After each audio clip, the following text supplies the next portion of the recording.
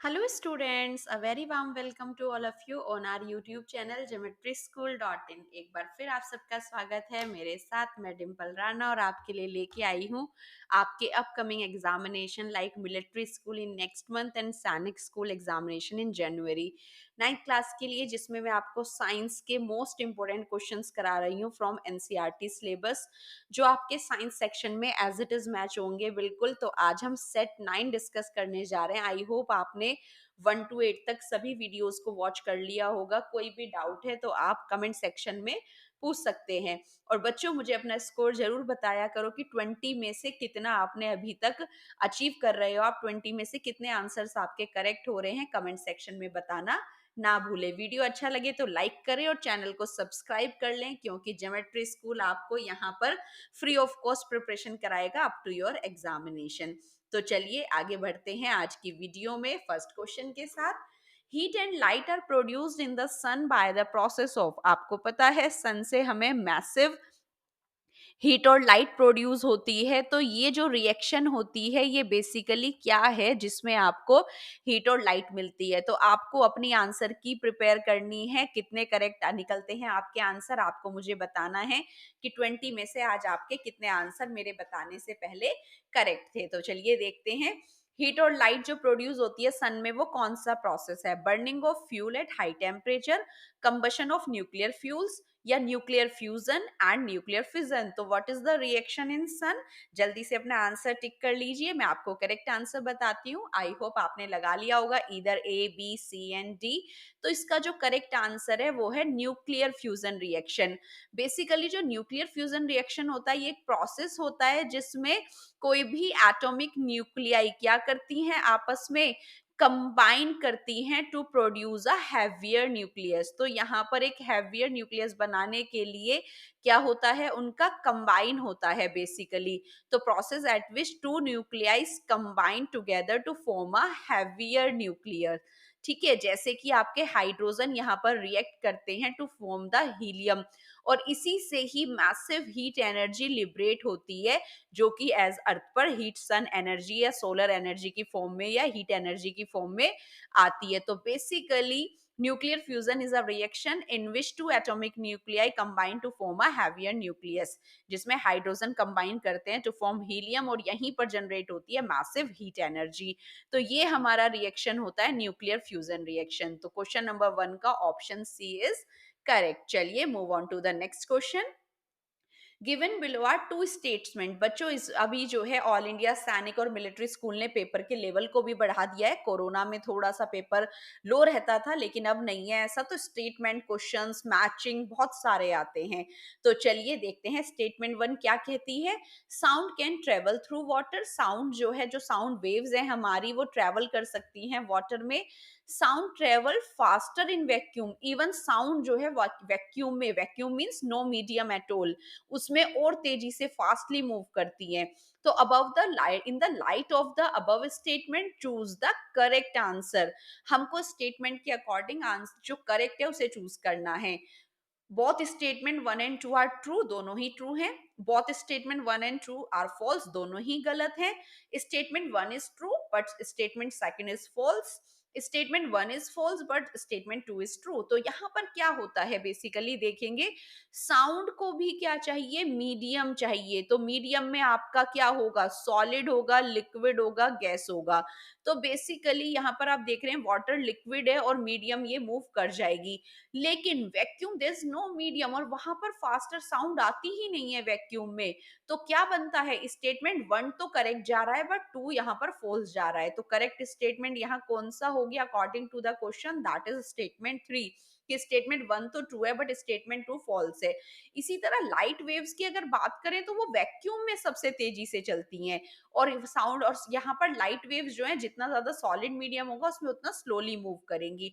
लेकिन साउंड क्या है, लाइक आपका प्लेट अगर गिर जाता है, आयरन प्लेट या स्टील प्लेट, तो बहुत तेज आवाज आती है, क्योंकि सॉलिड में ये सबसे तेजी से मूव करती हैं। तो यहाँ पर हमारा ऑप्शन 3 बिल्कुल करेक्ट है। चलिए आगे बढ़ते हैं। Which of the statement is not true for earthquake. देखो बच्चों, सबसे पहले मैंने बताया है कि मार्क कर लिया करो जो आपसे पूछा गया है, जिससे आप कंफ्यूज ना हो। इनमें से कौन सा ट्रू नहीं है? अर्थक्वेक एक सडन शेकिंग होते हैं, और झटके, ट्रैम्बलिंग मींस झटके of earth for a short time, earth में आने वाले ये झटके होते हैं, बिल्कुल। Most earthquake are caused by the movement of plates of earth. Yes, earth की जो टेक्टोनिक प्लेट्स होती हैं उनके मूवमेंट से अर्थक्वेक आते हैं, मींस भूकंप उनसे आता है, absolutely. More destructive earthquake have magnitude higher than 4 in Richter scale. Yes, magnitude जैसे ही 4 हो जाएगा, इधर फिर 6 हो जाता है, तो 1000 टाइम यहाँ पर चेंजेस हो जाता है उसकी पावर में। Earthquake are measured by an instrument called earthquake meter. No, there's no any earthquake meter. Seismograph होता है, Richter scale होता है, तो अर्थक्वेक को मेजर किया जाता है रिक्टर स्केल पे। और देखो, अगर आपको थर्ड स्टेटमेंट अच्छे से पता है, और इसी तरह से यहाँ पर हम इसमें मैग्नीट्यूड में मेंशन कर लेते हैं रिक्टर स्केल से, और इंटेंसिटी का पता लगाते हैं लाइक सेस्मोग्राफ से, जिस पे इन वेव्स का ग्राफ लिया जाता है, दैट इज सेस्मोग्राफ। क्योंकि these waves are known as seismic waves also, earthquake waves को सेस्मिक वेव्स भी कहा जाता है। तो यहाँ पर जो स्टेटमेंट बिल्कुल इनकरेक्ट है, नॉट ट्रू है, वो है आपका स्टेटमेंट 3, जो कि डी ओनली है। तो यहाँ पर ऑप्शन 3 करेक्ट हो जाता है, क्योंकि डी स्टेटमेंट बिल्कुल आपका नॉट ट्रू है, इनकरेक्ट है। तो ये बिल्कुल इसका करेक्ट आंसर हुआ। मैच लिस्ट 1 एंड 2, आपको लिस्ट दिया गया है, इनको मैच करना, and this question is from crop management chapter. तो देखते हैं, एक तरफ आपके प्रोसेस हैं, एक तरफ उनकी मशीन है, tilling, sowing, harvesting, threshing, seed drill machine, combine, plough, sickle. तो अगर टिलिंग की बात करें, तो मैंने आपको प्रीवियस वीडियो में बताया भी है कि टिलिंग को क्या भी कहा जाता है, प्लोइंग भी हम बोलते हैं, जो हम सॉइल प्रिपरेशन के लिए करते हैं, वीड्स को रिमूव भी कर सकते हैं इससे। सोइंग की बात करें तो बीजों को लगाना, तो कौन सी मशीन चाहिए? आई होप आप इसे कर पा रहे होंगे। तो आजकल सीड ड्रिल मशीन्स आती हैं, जिसकी वजह से क्या होता है, सीड्स की क्राउडिंग नहीं होती और एक यूनिफॉर्म डिस्टेंस उनके बीच में आ जाता है। ये क्या करती हैं, ड्रिलिंग करती हुए चलती हैं और सीड को प्रॉपर डिस्टेंस पर डालते हुए चलती हैं। हार्वेस्टिंग की बात करें तो हार्वेस्टिंग करने के लिए, मींस हार्वेस्टिंग क्या होता है, मैच्योर क्रॉप को कट करने के लिए। और आपने इस तरह के इक्विपमेंट्स देखे होंगे जो कट करने में यूज होते हैं, वेरियस टाइप के सिकल्स। थ्रेशिंग आती है जब हम अपने स्टॉक से क्या करते हैं, ग्रेन्स को सेपरेट करते हैं, और इसके लिए हमारी कंबाइन मशीन्स आती हैं। तो टिलिंग के लिए प्लो हो गया, 1 ए का यहाँ पर 3 आ रहा है, तो यहाँ पर ऑप्शन में ए में 3 2 टाइम्स है, बट देखते हैं दूसरा। बी के लिए 1 आ रहा है, तो बी भी 1 में है। सी के लिए यहाँ पर 4 आ रहा है, तो सी का 4 इसमें है और डी का 2 इसमें है। तो करेक्ट आंसर हमारा कौन सा हो जा रहा है? 1। तो ये हमारा इसके लिए करेक्ट आंसर हुआ। चलिए आगे बढ़ते हैं। Given below are two statement, two statement दिया गया, उसमें से हमें करेक्ट को चूज करना है। कॉटन और वूलन नॉन बायोडिग्रेडेबल हैं, तो दीज आर नेचुरल फाइबर्स, ये आपके नेचुरल फाइबर्स हैं जो हमें प्लांट से ऑब्टेन्ड होते हैं, और ये हमें शीप से, गॉड शीप से होता है, जो कि नेचुरल फाइबर है। कॉटन हमें प्लांट से अवेलेबल होता है, तो ये हमारे नेचुरल है, तो नॉन बायोडिग्रेडेबल तो हो नहीं सकते। दीज आर बायोडिग्रेडेबल मींस जो बायोलॉजिकली बैक्टीरिया के द्वारा डिग्रेड किए जा सकते हैं, that waste are known as biodegradable, जिन्हें डिकम्पोजर्स बिल्कुल खत्म कर देते हैं और ह्यूमस या कंपोस्ट में उसको कन्वर्ट करते हैं। टिन, एल्यूमिनियम और मेटल्स कैन जो है नॉन बायोडिग्रेडेबल है। यस, ये आपके मेटल्स हैं बेसिकली, तो ये नॉन बायोडिग्रेडेबल है। तो हमारा जो 1 स्टेटमेंट है वो तो क्या जा रहा है, फॉल्स जा रहा है, बट स्टेटमेंट 2 यहाँ पर करेक्ट है। तो इजी क्वेश्चन था बिल्कुल, तो क्वेश्चन नंबर यहाँ पर इसका 4 स्टेटमेंट बिल्कुल करेक्ट हो गया। कि स्टेटमेंट 1 में उन्होंने फॉल्स दिया है, वो नॉन बायोडिग्रेडेबल नहीं, बायोलॉजिकली डिग्रेड हो सकते हैं, डिकम्पोज हो सकते हैं, इसलिए वो बायोडिग्रेडेबल हैं। तो यहाँ पर हमारा कोई ऑप्शन 4 यहाँ करेक्ट है। बच्चों, अगर आप तैयारी करना चाहते हैं नेक्स्ट सेशन की, तो आप हमारे हॉस्टल बैच को विजिट कर सकते हैं, जिसकी क्लासेस नेक्स्ट सेशन के लिए 1 मार्च से स्टार्ट हो रही हैं, लेकिन एनरोलमेंट स्टार्ट हो चुके हैं। तो अगर आप श्योर हैं कि मेरे को तैयारी हॉस्टल में रह के ही करनी है, तो आप ऑन कॉल रजिस्ट्रेशन करा सकते हैं, लेकिन आप एक बार हॉस्टल को विजिट जरूर करें, जिससे कि आपको वहां का एटमॉस्फेयर पता चल सके, किस तरीके से आपको फूड प्रोवाइड किया जाता है, क्या क्लासेस के टाइमिंग्स है, किस तरीके से मॉक्स लिए जाते हैं, कब उन्हें स्टार्ट कर दिया जाता है। लेकिन यहाँ पर गौर करने वाली बात है कि ओनली 100 सीट्स आर देयर, तो रजिस्ट्रेशन स्टार्ट हो चुके हैं। दिसंबर, जनवरी, फरवरी तक आपके एडमिशन होंगे, जब तक 100 सीट्स फिल हो जाएंगी। उसके बाद 1 मार्च से आपकी क्लासेस स्टार्ट हो जाएंगी, क्योंकि जो पुराने बच्चे उनका इंटरव्यू सेशन भी कंप्लीट हो जाएगा। तो 1 मार्च से आपको प्रॉपर क्लासेस मिलेंगी अप टू नेक्स्ट ईयर। तो जल्दी से आप रजिस्ट्रेशन करा सकते हैं। इस नंबर पर कॉल करके आप फीस स्ट्रक्चर की सारी जानकारी ले सकते हैं। साथ ही हॉस्टल को विजिट जरूर करें, क्योंकि आपके बच्चे का एक छोटा सा एंट्रेंस टेस्ट होगा, जिसमें कि आपके बेसिक क्वेश्चंस होंगे, जो कि ये पता लग सके कि आपका बच्चा कहाँ स्टैंड कर रहा है अभी। तो आप अगर तैयारी करना चाहते हैं तो इस नंबर पर कॉल करके ज्वाइन कर सकते हैं। चलिए आगे बढ़ते हैं। आपको मैचिंग दिया गया है, यहाँ पर कुछ साइंटिस्ट हैं और ये उनकी इन्वेंशंस हैं, डिस्कवरीज हैं, तो आपको चूज करना है मैचिंग। तो चलिए पहले आंसर हिट कर लेते हैं, उसके बाद ऑप्शंस में उनको ढूंढेंगे। लुइस पाश्चर का इनमें से क्या है, जल्दी से लगा लीजिए। एंथ्रेक्स है या फर्मेंटेशन, पेनिसिलिन या स्मॉल पॉक्स। तो लुइस पाश्चर ने 2 मेथड यहाँ पर डिस्कवर किए, एक तो फर्मेंटेशन, एक पाश्चराइजेशन। फर्मेंटेशन में आपको पता है सैक्रोमाइसिस सेरिवेसी को यूज करके अल्कोहल बनाया जाता है। पाश्चराइजेशन में आपके मिल्क को 70 डिग्री सेल्सियस पर 15 टू 30 सेकेंड्स के लिए फास्टली हीट अप किया जाता है, देन सडनली उसको चिल्ड कर दिया जाता है। This technique is known as pasteurisation और that milk is known as pasteurised milk. इसी तरह एडवर्ड जेनर की बात करें तो Edward Jenner was the first scientist who discovered the first vaccine, that is vaccine of smallpox. Robert को, जिन्होंने bacillus anthracis bacteria की खोज की थी, जो बेसिकली क्या करता है, कैटल्स में एंथ्रेक्स डिजीज को कोज करता है, and the responsible bacteria is bacillus anthracis. तो यहाँ पर ये इसका ऑप्शन हो गया। Alexander Fleming, first antibiotic, that is known as penicillin. तो देख लेते हैं, ए का ऑप्शन यहाँ पर जा रहा है 2, और साथ ही बी का ऑप्शन यहाँ पर जा रहा है 4, और सी के लिए जा रहा है 1, डी के लिए जा रहा है 3। तो ये हमारे ऑप्शन में है या नहीं है, चेक करते हैं। ए का 2, बी का 4, सी 1। तो देखते हैं नेक्स्ट स्लाइड में, ए 2, बी 4, सी 1। ए 2, बी 4, सी 1। तो यहाँ पर ये रहा ए 2, बी 4, सी 1, डी 3। तो हमारा ऑप्शन 3 यहाँ पर बिल्कुल करेक्ट हो गया है। चलिए आगे देखते हैं।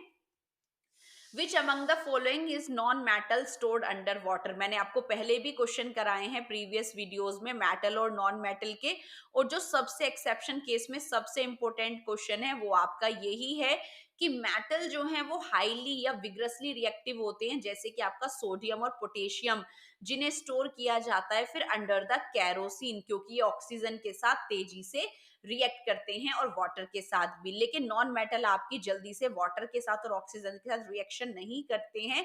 तो बेसिकली इसे क्या किया जाता है, वाटर में स्टोर किया जाता है। तो आपसे पूछा जाता है कि वो कौन सा नॉन मेटल है जिसे वाटर में स्टोर किया जाता है, वो है आपका फॉस्फोरस, जो आपके क्रैकर्स में भी यूज होता है एज अ एक्सप्लोजन। तो यहाँ पर आपका सी करेक्ट आंसर है। चलिए आगे बढ़ते हैं। पेट्रोल कंजर्वेशन रिसर्च एसोसिएशन, मैंने आपको पहले भी कराया था कि पीसीआरए की फुल फॉर्म भी आ जाती है। तो पेट्रोल कंजर्वेशन रिसर्च एसोसिएशन यहाँ पर एक आ गया है। ये एडवाइस करते हैं पीपल को कि हाउ टू सेव पेट्रोल और डीजल वाइल ड्राइविंग। ड्राइव करते वक्त आप किस तरीके से पेट्रोल और इन्हें सेव कर सकते हैं। यहाँ कुछ टिप्स दिए गए हैं। Drive at a high speed constantly, switch off the engine where you have to wait, ensure less tire pressure, drive at constant speed as far as possible, choose the correct answer। तो बच्चों आपको correct statement choose करनी है। तो drive at high speed, no, अगर आप high speed पे run करेंगे तो फ्यूल कंजप्शन बहुत ज्यादा होगा। आप क्या कर सकते हैं, ट्रैफिक लाइट्स पर या जहां वेट कर रहे हैं वहां पर इंजन को स्विच ऑफ कर सकते हैं, बिल्कुल सही। Ensure enough, less tyre pressure होगा तो इंजन पर बहुत ज्यादा बर्डन होगा तो फ्यूल कंजप्शन ज्यादा होगा, इनफ होना चाहिए। अगर आप एक कांस्टेंट स्पीड ले रहे हैं तो आपका पेट्रोल कंजप्शन बिल्कुल करेक्ट होगा। तो बी और डी स्टेटमेंट यहाँ बिल्कुल ठीक बताया जा रहा है। तो हमारा करेक्ट ऑप्शन क्या है, option number 1, B and D statements are correct. चलिए आगे बढ़ते हैं। Large areas of protecting land for conservation of wildlife, plant, animal resources, even the traditional life of the tribals also। और यही कंप्लीट एरिया क्या कहलाता है, आपका बायोस्फीयर रिजर्व। उसी एरिया को रिजर्व कर दिया जाता है जिसमें फिर आपकी ट्राइबल्स की जो लाइफ है, प्लांट्स है, एनिमल्स है, इन सबको प्रोटेक्शन दी जाती है। और इसका करेक्ट ऑप्शन जाता है बायोस्फीयर रिजर्व। चलिए आगे बढ़ते हैं। Given below are the two statement, choose the correct statement. तो आप इस तरीके से मार्क कर लेंगे। सेल का जो एंटायर कंटेंट है उसे प्रोटोप्लाज्म कहा जाता है, that is the living material. तो मींस ये आपका न्यूक्लियस, ये आपका cytoplasm and all these organelles, these entire living part is known as protoplasm. पहली स्टेटमेंट हमारा ये कहती है protoplasm include the cytoplasm as well as nucleus. Absolutely, protoplasm आपका दोनों को मिलके ही बनता है, साइटोप्लाज्म और न्यूक्लियस, और यही किसी भी सेल का लिविंग मटेरियल होता है।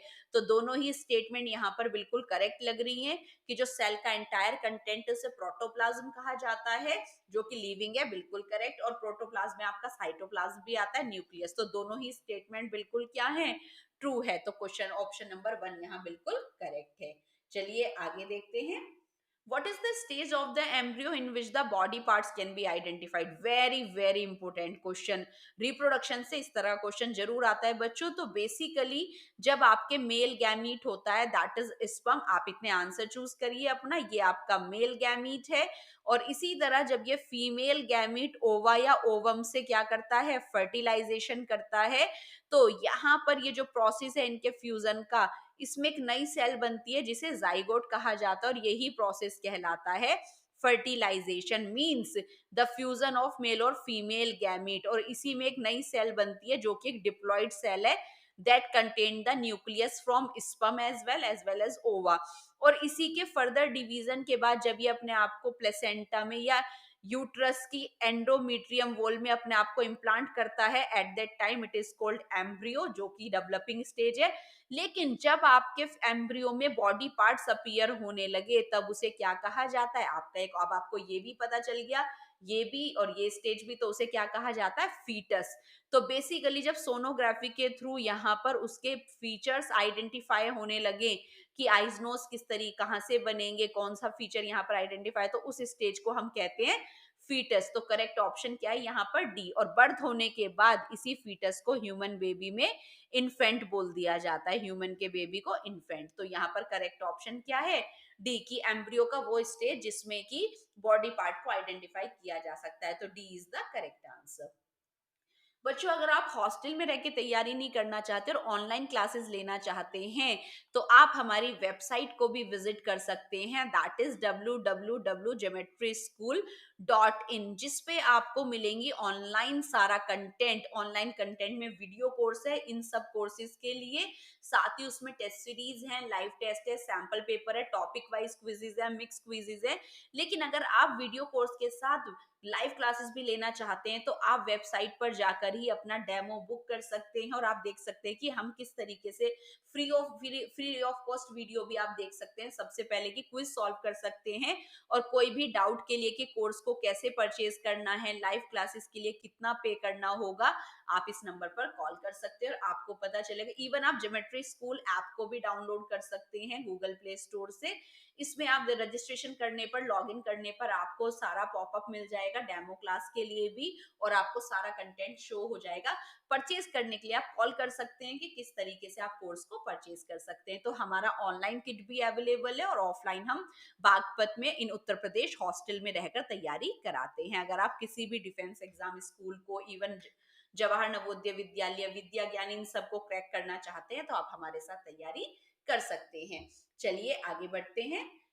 Given below are two statement, choose the correct statement. तो देखते हैं, internal fertilisation take place in hand. तो बेसिकली इंटरनल फर्टिलाइजेशन क्या होता है बच्चों, fertilisation are of two type, external और इंटरनल।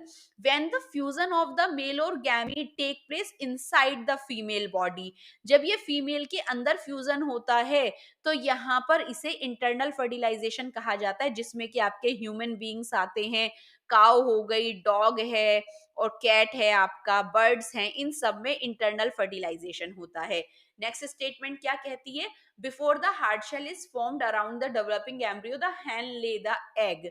जब तक हार्ड शेल नहीं बनती उससे पहले ही जो हैन है वो अपना एग ले कर देती है। नहीं बच्चों, आपने देखा है फ्यूजन होने के बाद जब एम्ब्रियो बन जाता है फीमेल के अंदर, तो उसके ऊपर कैल्शियम का एक हार्ड लेयर जनरेट होता है। उसके बाद ही हैन क्या करती है, एग को ले करती है, और आफ्टर 3 वीक्स हैचिंग होती है, जब वो उसको वार्मथ प्रोवाइड करती है। आजकल ये इंक्यूबेटर मशीन्स में भी किया जाता है। तो इंटरनल फर्टिलाइजेशन हैंड में होता है, ये बिल्कुल करेक्ट है, लेकिन बिफोर नहीं, after the formation of hard shell. तो यहाँ पर स्टेटमेंट वन बिल्कुल करेक्ट है, one is true, but statement second is false. अगर यहाँ पर आफ्टर होता तो ये बिल्कुल करेक्ट होती। ये बिल्कुल क्वेश्चन आपकी एनसीईआरटी स्टेटमेंट से लिया गया, एनसीईआरटी में बिल्कुल एज इट इज ये आपकी लाइन ली गई है और वहां पे बिफोर की जगह पर आफ्टर है। आप चेक भी कर सकते हैं किस तरीके से। तो इंटरनल फर्टिलाइजेशन। और अगर एक्सटर्नल की बात करें तो जहां पर ओवा वाटर में ऑलरेडी रिलीज कर दिए जाते हैं और फिर उस पर मेल जो है क्या करते हैं, स्पर्म को ले आउट करते हैं, जैसे कि आपका एक्वेटिक एनिमल्स में होता है, फ्रॉग में होता है, स्टार फिश में होता है, कैटला फिश में होता है। इसमें फिशेज और फ्रॉग जो होते हैं वो अपने एग को वाटर में रेनी सीजन में एग ले कर देती है और उसके ऊपर मेल फिर स्पर्म स्प्रेड करते हैं। हंड्रेड्स ऑफ एग वो ले करती है जिससे कि सर्वाइवल के चांस ज्यादा हो सके। तो इंटरनल फर्टिलाइजेशन में फर्टिलाइजेशन इनसाइड द बॉडी होता है और एक्सटर्नल में आउटसाइड द बॉडी होता है, मींस आउटर एनवायरनमेंट में। तो ये आपको यहाँ क्लियर हो गया होगा और ये गलत क्यों है, आई होप आपको ये भी क्लियर हुआ होगा। तो स्टेटमेंट वन बिल्कुल ट्रू है बट सेकंड फॉल्स है, तो फोर्थ ऑप्शन यहाँ बिल्कुल करेक्ट है। चलिए आगे बढ़ते हैं।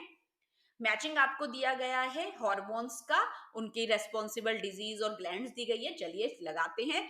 थायरोक्सिन हार्मोन किसके लिए रेस्पॉन्सिबल है, इंसुलिन किसके लिए, एड्रेनल किसके लिए और ग्रोथ हार्मोन कहाँ से लिबरेट होता है। तो थायरोक्सिन हार्मोन की अगर हम बात करें तो ये कौन सी ग्लैंड का हार्मोन है, थायराइड ग्लैंड का, जो कि रेगुलेट होती है पिट्यूटरी से जब वो स्टिमुलेट करती है, थायराइड स्टिमुलेटिंग हार्मोन। और अगर ये हार्मोन प्रॉपर सीक्रेट नहीं होता तो आपको नेक, आपकी थायराइड ग्लैंड सूज जाती है, जिससे आपको गॉइटर डिजीज होती है, जिसे हिंदी में घेंगा रोग भी कहा जाता है। अगर आपकी बॉडी में प्रॉपर मात्रा में आयोडीन नहीं होता तो थायरोक्सिन का रिलीजिंग नहीं होता। इंसुलिन की बात करें तो ये आपका पेंक्रियाज का हार्मोन है, स्लेट ऑफ पेंक्रियाज होती हैं जो सिक्रीट करती हैं आपका इंसुलिन हार्मोन, जो रेस्पॉन्सिबल है किसके लिए, डायबिटीज के लिए। तो ए यहाँ पर 1 और बी का यहाँ पर 4 चेक करेंगे आगे। एड्रेनल ग्लैंड, जिस एड्रेनल यहाँ पर हार्मोन है और जो कि आपका एड्रेनल ग्लैंड से सिक्रीट होता है, जिसे एपिनेफ्रिन भी कहा जाता है और इसका अदर नेम भी है स्ट्रेस हार्मोन, जो आपका किसी भी तरह की नर्वसनेस में, फियर में लिबरेट होता है। ग्रोथ हार्मोन की बात करें जिसे शॉर्ट में जीएच भी कहा जाता है और ये पिट्यूटरी का हार्मोन है, जो हमारे ब्रेन में मटर साइज, पी साइज की ग्लैंड होती है पिट्यूटरी ग्लैंड, ब्रेन में मिलती है हाइपोथैलेमस के बेस में नीचे, और इसका हार्मोन है ग्रोथ हार्मोन, जो हमारी बॉडी की प्रॉपर डेवलपमेंट ग्रोथ में काम आता है। तो ए का यहाँ पर 1 हुआ, बी का 4 हुआ, सी का 2 और यहाँ पर डी का 3। तो देखते हैं A1 B4 C2, 1 4 C2। तो यहाँ पर देखते हैं A1 B4 C2, A1 B4 C2। तो यहाँ पर ये हमारा मैच हो रहा है, तो ये ऑप्शन 2 बिल्कुल इसका करेक्ट है। चलिए आगे बढ़ते हैं। Identify the correct statement with respect to the force. Force आपको पता है, द पुश और पुल ऑफ एनी ऑब्जेक्ट। जब कोई भी ऑब्जेक्ट को आप पुश और पुल करते हो तो वहां पर एक अप्लाई होता है, वो आपका फोर्स होता है। तो basically force can not change the shape, ये कैन नॉट नहीं कर सकता किसी भी ऑब्जेक्ट की शेप को चेंज।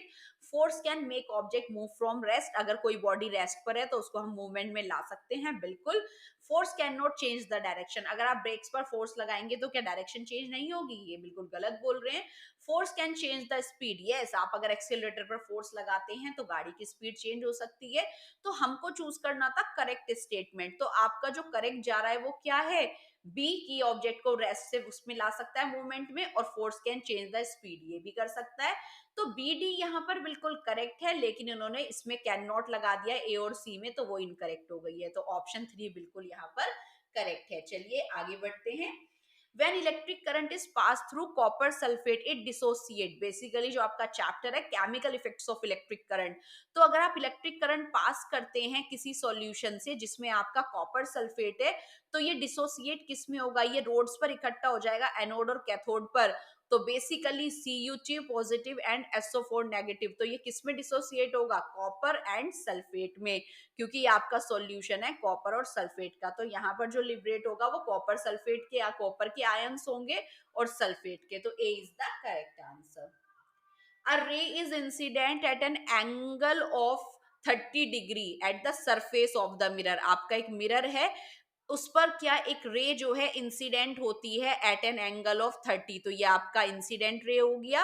एंगल आर आप इसे कहेंगे, तो एंगल आई कहेंगे, तो ये कितना बन रहा है 30। ये आपने यहाँ पर नॉर्मल ड्रॉ करा तो सरफेस आपका प्लेन है और ये यहाँ से कितने एंगल पर रिफ्लेक्ट होगी। तो यू नो दैट कि जितने एंगल से आपका इंसिडेंट रे आती है उतने ही एंगल से वो रेगुलर रिफ्लेक्शन में मूव कर जाती है। तो 30 अगर यहाँ पर इंसिडेंट एंगल है और आपको पता है लॉ ऑफ रिफ्लेक्शन क्या कहता है, i angle i is equal to angle r when they lie in a same plane. तो 30 डिग्री पर ही वो रिफ्लेक्ट बैक हो जाएगी। तो एंगल ऑफ रिफ्लेक्शन भी कितना होगा 30। तो A is the correct answer.